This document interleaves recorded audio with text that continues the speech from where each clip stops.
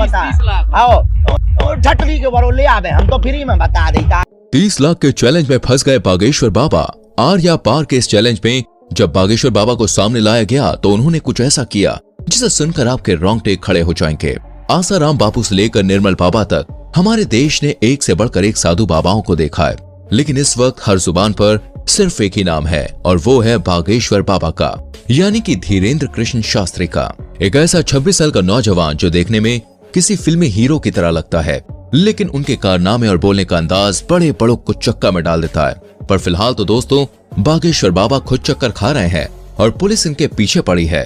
तो क्या है पूरा मामला और क्यों बागेश्वर बाबा चर्चाओं का विषय बने हुए हैं, आइए जानते हैं।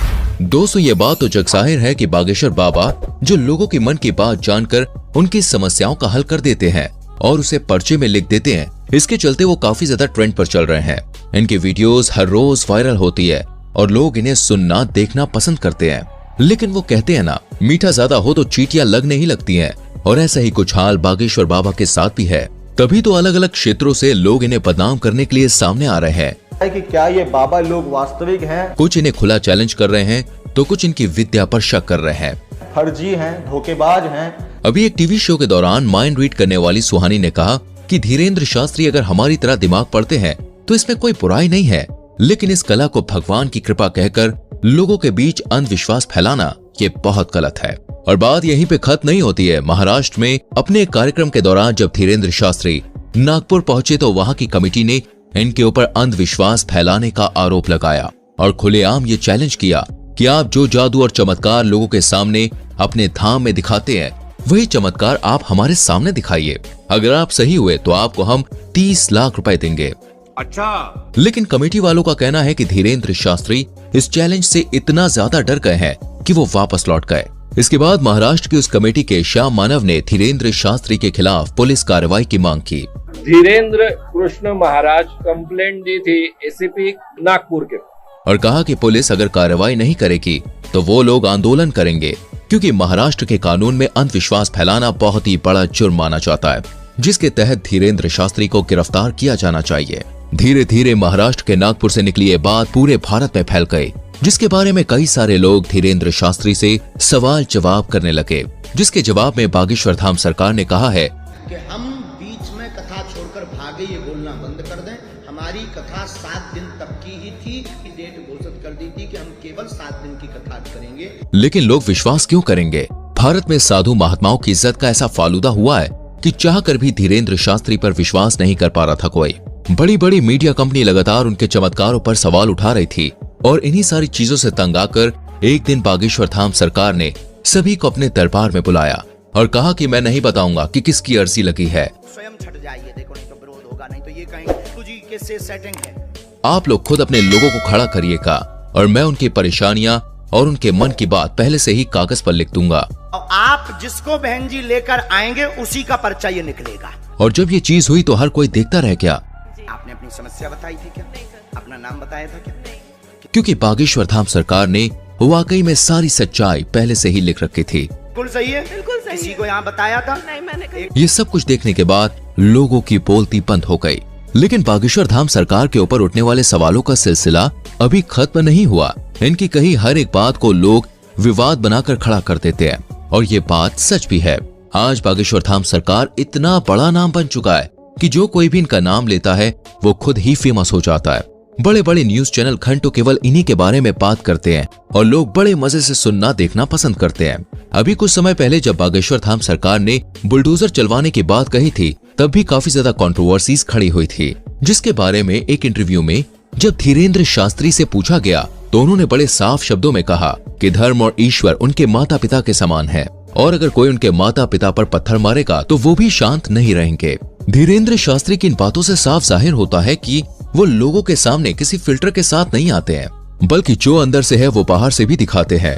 तभी तो ये आए दिन विवादों में घिरे रहते हैं और कुछ लोग तो ये सोच कर ही हैरान है कि आखिर एक 26 साल का नौजवान शख्स इतना ज्यादा लोकप्रिय कैसे हो गया। कैसे करोड़ों लोग आज उसके भक्त हैं और उसके धाम पर लोगों की लंबी लाइन लगी रहती है। तो दोस्तों इसका सीधा सा जवाब है ईश्वर की कृपा। जी हाँ, वो कहते हैं ना, ऊपर वाला अगर किसी पर मेहरबान हो जाए तो मिट्टी भी सोने में बदल जाती है। और धीरेन्द्र शास्त्री तो खुद को बालाजी महाराज यानी कि हनुमान जी का सबसे बड़ा भक्त कहते हैं।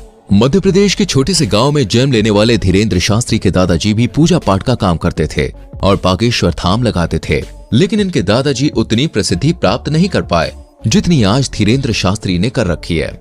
इनके पास कुछ ऐसी शक्तियां हैं जिनकी मदद से आज ये सामने मौजूद व्यक्ति के बिना बताए ही उनकी परेशानियों को समझ जाते हैं और उसे पर्चे में लिख देते हैं। बागेश्वर बाबा ये तक समझ जाते हैं कि सामने वाला सच कह रहा है या फिर नहीं। उनके द्वारा पर्चे में लिखा गया एक एक शब्द 100% सत्य होता है, जिसका सबसे बड़ा प्रमाण यह है कि आज तक इन्हें कोई भी झूठा साबित नहीं कर पाया है। मीडिया से लेकर पुलिस वालों तक लोगों ने इनके खिलाफ खूब बातें की, लेकिन उन बातों को साबित करने की हिम्मत आज तक किसी में नहीं हुई।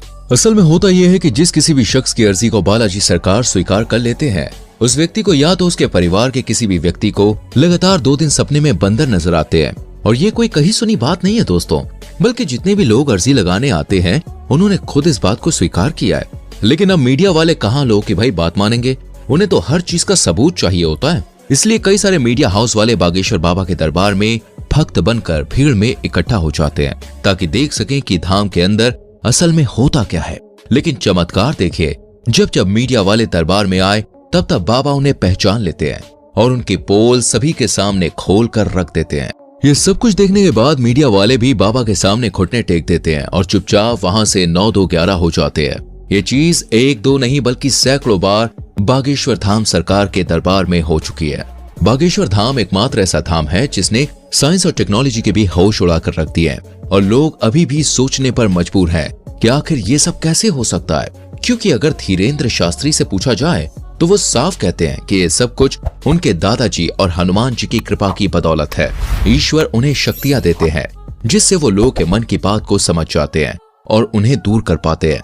और ये सब कुछ अचानक से नहीं हुआ, बल्कि दोस्तों इन शक्तियों को प्राप्त करने के लिए धीरेन्द्र शास्त्री ने सालों तक हनुमान जी की तपस्या करी। 12 साल के उम्र से ही धीरेन्द्र शास्त्री बालाजी के ध्यान में लग गए और उनकी सेवा करने लगे, जबकि पूजा पाठ के कामों में वो बचपन से ही लगे रहते थे।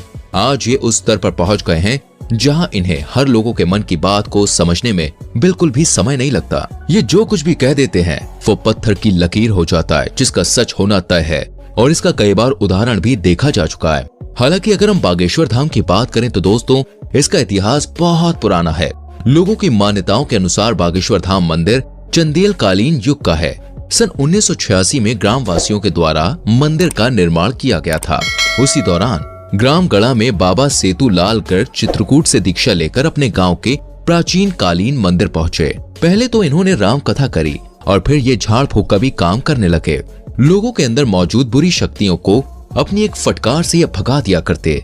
लोगों का कहना है कि जो कोई भी भूत प्रेत की शिकायत लेकर उनके दरबार में जाता था वो हमेशा हमेशा के लिए ठीक हो जाता था, और इसी वजह से बागेश्वर धाम लोकप्रिय होता चला गया। और आज बागेश्वर धाम के प्रमुख कथावाचक धीरेन्द्र कृष्ण गर्ग, जो बहुत लंबे समय से झाड़ फूक और कथाएं कर रहे हैं, अब सोशल मीडिया के दौर में इनकी लोकप्रियता बहुत बढ़ रही है। तभी तो लोग इन्हें बागेश्वर महाराज के साथ साथ चमत्कारी महाराज के नाम से भी जानते हैं।